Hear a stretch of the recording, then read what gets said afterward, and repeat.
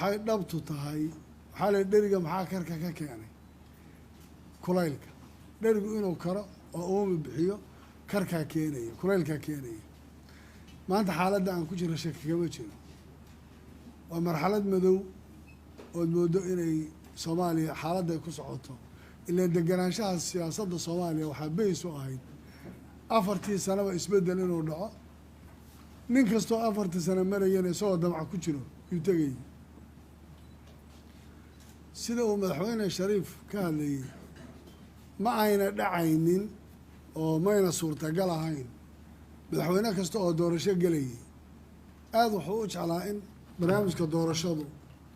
uu ku soo noqdo oo kambeynkiisa uu galo sidan uu yeelay laakiin maxay ahayd qadartuna way taallay wuxuuna isku dayay si hufnaana inuu calafkiisa ama ku qaado ama ku waayo tusaale waxaa idinku filan markaan doorashooyinkiisi lasoo maray ka hadlayna waxaa shirar joogta ah lalahaa tii ugu dambeysay 2016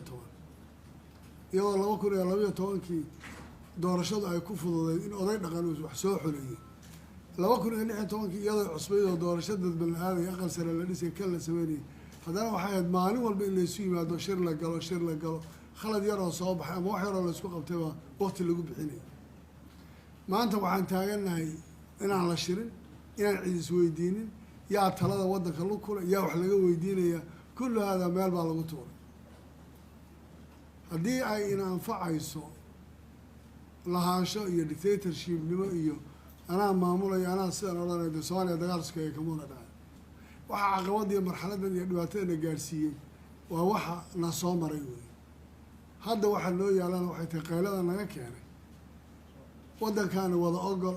iyo talo la wada tashado iyo wax la isku ogyahay meel lagu gaari karo anaa wax samaysanayana nina meel kuma gaadhay soomaaliya inay isu timaado oy miiska wada fadhiisato oo wixii danteeda ay ka tashataan asara inaan wax dumino iyo inaan wax gaara dhisno iyo inaan wax la cararno midnana umaanaan samayno waxaan u samaynay in la isu yimaado la wada tashado gacmaha la isqabsado wixii lagu dhaqmi jiray lagu dhaqmo waddanku uu sidaa ku badbaado taasay ahayd muhiimaddaan u samayno